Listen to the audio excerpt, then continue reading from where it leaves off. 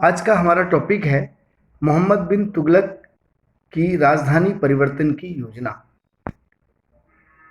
1326-27 में मोहम्मद बिन तुगलक ने अपनी राजधानी दिल्ली से देवगिरी या दौलताबाद बनाई।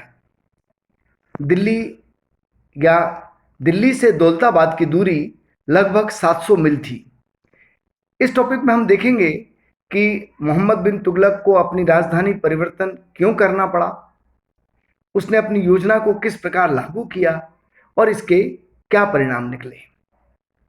तो सबसे पहले हम ये देखते हैं कि मोहम्मद बिन तुगलक द्वारा दिल्ली से 700 किलोमीटर दूर 700 मील दूर दक्षिण भारत के देवगिरी या दौलताबाद में राजधानी परिवर्तन क्यों करना पड़ा। मोहम्मद बिन तुगलक के राजधानी परिवर्तन के कुछ महत्वपूर्ण कारण माने जाते हैं। हालांकि विभिन्न समकालीन इतिहासकारों में इसको लेकर मतभेद है, लेकिन प्रमुख रूप से पहला कारण माना जाता है देवगिरी की भौगोलिक स्थिति एवं सामरिक महत्व। इतिहासकारों का मानना है कि देवगिरी भारत के केंद्र में थी, वह दिल्ली से दूर थी, इसलिए बाह्य आक्रमणों से सुरक्षित थी। उसकी भौगोलिक दूरी, दिल्ली से दूर होना, भारत के केंद्र में होना, इसको देखते हुए मोहम्मद बिन तुगलक ने अपनी राजधानी दिल्ली से दौलताबाद स्थानांतरित करने की योजना बनाई।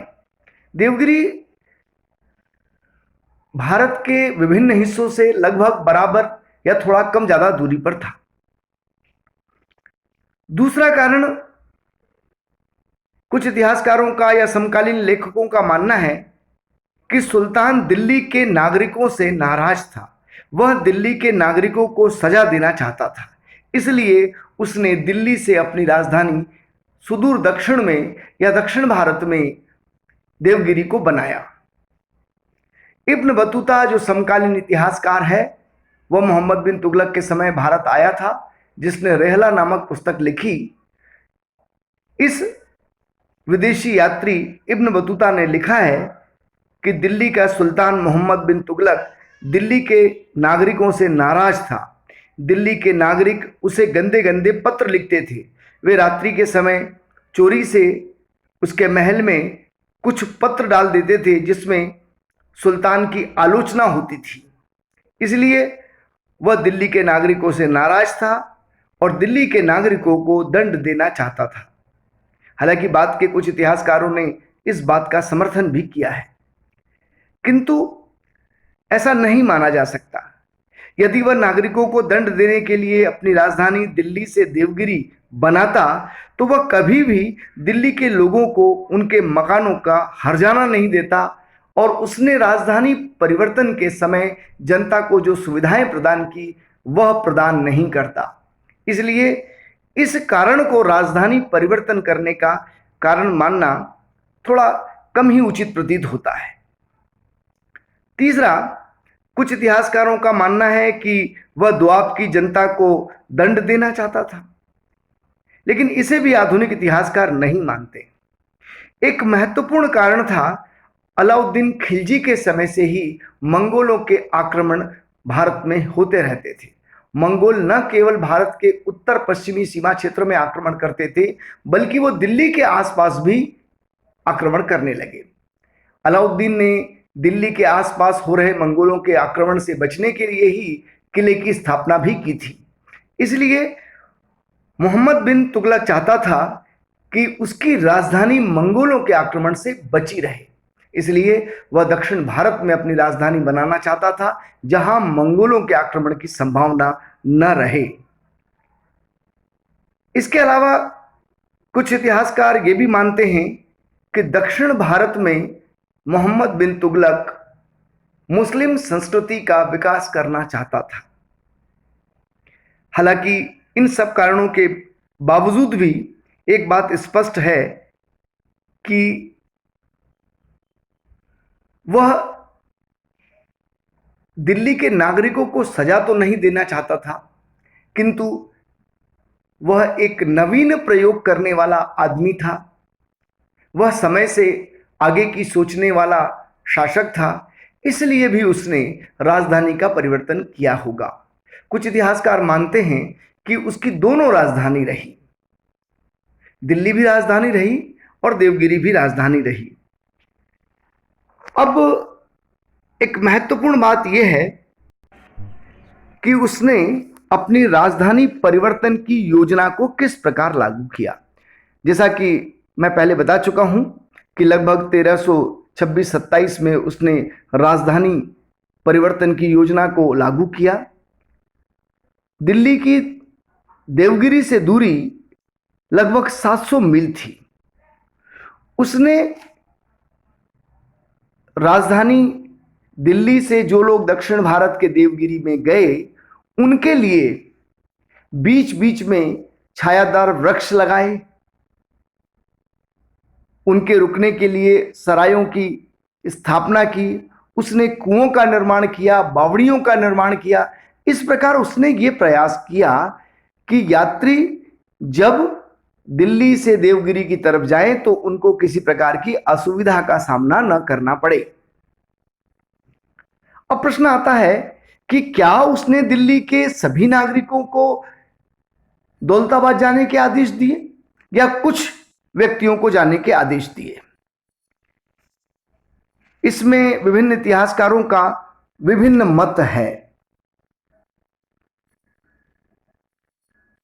लेकिन इस बात से इतिहासकार सहमत हैं कि उसने अमीरों, अधिकारियों, उच्च सैनिक अधिकारियों और प्रतिष्ठित नागरिकों को देवगिरी जाने के आदेश अवश्य दिए थे। इस संबंध में बर्नी और इब्न बतूता का कथन महत्वपूर्ण है। ये दोनों मानते हैं कि उसने दिल्ली से सभी नागरिकों को दौलताबाद जाने के लिए आदेश दिया। बर्नी कहता है कि इससे दिल्ली बर्बाद हो गई।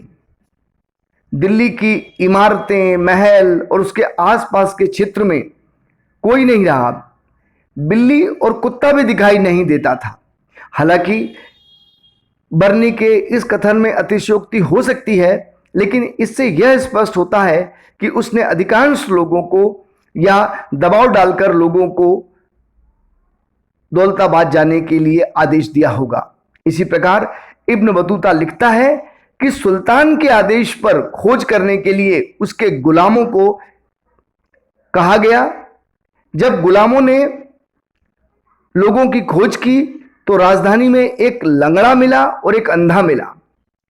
मोहम्मद बिन तुगलक के आदेश से लंगड़े को मार दिया गया और अंधे को गाड़ी से घसीटकर दौलताबाद ले जाया गया, जहां उसकी एक ही टांग पहुंची। यह संभावना अधिक है कि इब्न बतूता के इस कथन में अतिशयोक्ति हो, लेकिन इससे यह स्पष्ट है कि प्रारंभ में उसने लोगों को दिल्ली से दौलताबाद जाने के कठोर आदेश दिए होंगे। यहां आधुनिक इतिहासकारों में भी थोड़ा बहुत मतभेद है। कुछ इतिहासकार मानते हैं कि दिल्ली कभी वीरान नहीं हुई और जो विद्रोह उत्तर भारत में हुए उन विद्रोहों को दबाने के लिए दिल्ली से ही सैनिक भेजे गए। इसका अर्थ यह हुआ कि कुछ सेना तो वहां थी, कुछ लोग वहां तो थे। हो सकता है कि एक सैनिक टुकड़ी वहां रखी गई होगी और सुल्तान ने केवल अमीरों, अधिकारियों, सेना के पदाधिकारियों या कुछ प्रतिष्ठित लोगों को दौलताबाद जाने के आदेश दिए होंगे और कुछ लोग रोजी रोटी कमाने के लिए, नया जीवन या सुखमय जीवन जीने के लिए दिल्ली से दौलताबाद जाने को तैयार हुए होंगे। लेकिन अधिकांश लोग बेमन से ही गए होंगे, क्योंकि दिल्ली में वो वर्षों से रह रहे थे। यहाँ की हवा, आबो हवा से वो परिचित थे, यहाँ की जलवायु से वो परिचित थे। उत्तर भारत में उनके रिश्तेदार रहते थे। जो भी हो, दिल्ली से दौलताबाद का 700 मील का मार्ग बहुत कठिन था। दक्षिण भारत पठारों से भरा हुआ था।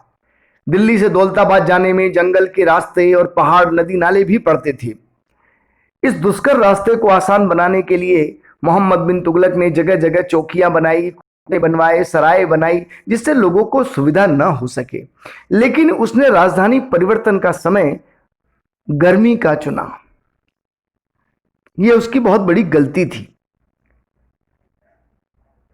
भले उसने खाने पीने की प्रॉपर व्यवस्था रास्ते में की, लेकिन राजधानी परिवर्तन करने का समय उचित नहीं था, इसलिए लोगों को अधिक परेशानी का सामना करना पड़ा। जब लोग वहां चले गए तो लोगों का मन नहीं लगा, उसकी योजना के अच्छे परिणाम नहीं हुए। लोगों को वहां की जलवायु में अपने आप को ढालना मुश्किल हो रहा था, उनका मन नहीं लग रहा था, इसलिए लोग अब दिल्ली जाने की जिद करने लगे। मोहम्मद बिन तुगलक ने लोगों की भावनाओं को ध्यान में रखते हुए अपनी राजधानी परिवर्तन की योजना को स्थगित किया और जो लोग दिल्ली जाना चाहते थे उनको वापस दिल्ली जाने के आदेश दिए। इस प्रकार इस योजना के जो परिणाम निकले वो महत्वपूर्ण हैं। मोहम्मद बिन तुगलक को अपनी योजना वापस लेनी पड़ी। इसके कई कारण थे और इसके कुछ परिणाम भी हुए, जैसे लोगों का दौलताबाद की गर्मी में या उनके माहौल में वहां लोगों को ठीक नहीं लगा। दिल्ली से मंगोल आक्रमण का सामना आसानी से किया जा सकता था, लेकिन दक्षिण भारत से बड़ी संख्या में सेना उत्तर भारत भेजना और मंगोलों का आक्रमण का सामना करना यह कठिन कार्य था। और दौलताबाद स्वयं भी, देवगिरी स्वयं भी राजधानी के लिए उपयुक्त स्थान नहीं था। जो उसने राजधानी परिवर्तन का तरीका अपनाया, प्रारंभ में लोगों को जाने के लिए दबाव डाला, भले ही लोगों को हर्जाना दिया हो, इसके लिए मकानों का हर्जाना दिया हो, और बाद में भले ही उसने लोगों की भावना या लोगों का विरोध देखते हुए वापस दौलताबाद से देवगिरी या दौलताबाद से दिल्ली जाने के आदेश दिए हों, लेकिन उसका परिवर्तन का तरीका ठीक नहीं था और परिवर्तन का समय भी ठीक नहीं था। भरी गर्मी में उसने राजधानी परिवर्तित करने की योजना बनाई, उसको अपनी योजना वापस लेनी पड़ी। इसके परिणाम ये हुए कि जो उस समय उत्तर भारत में उसके विरुद्ध विद्रोह हो रहे थे उनको कुचलने में कठिनाई सिद्ध हुई। हालांकि ये प्रमाण मिलते हैं कि जब वह देवगिरी में था और उत्तर भारत में विद्रोह हुए या उसके विरुद्ध आक्रमण करने का प्रयास किया गया, तब उसने अपनी एक सेना भेजी। यानी कि दिल्ली में कोई सेना निश्चित रही होगी जिसने इन विद्रोहों को या आक्रमणों को विफल किया था। राजधानी परिवर्तन से लोगों के मन में मोहम्मद बिन तुगलक के प्रति अविश्वास की भावना जागी, उनमें विद्रोह की भावना जागी। मोहम्मद बिन तुगलक की राजधानी परिवर्तन से आर्थिक नुकसान हुआ, राजकोष को क्षति पहुंची। इसके अलावा दिल्ली की समृद्धि और वैभव को भी हानि पहुंची। दिल्ली को अपने पुराने वैभव में लौटने में समय लगा। इस प्रकार उसकी राजधानी परिवर्तन की योजना बहुत ही विवादास्पद रही और उसे कुछ समय बाद ही अपनी राजधानी को परिवर्तन के निर्णय को वापस लेना पड़ा।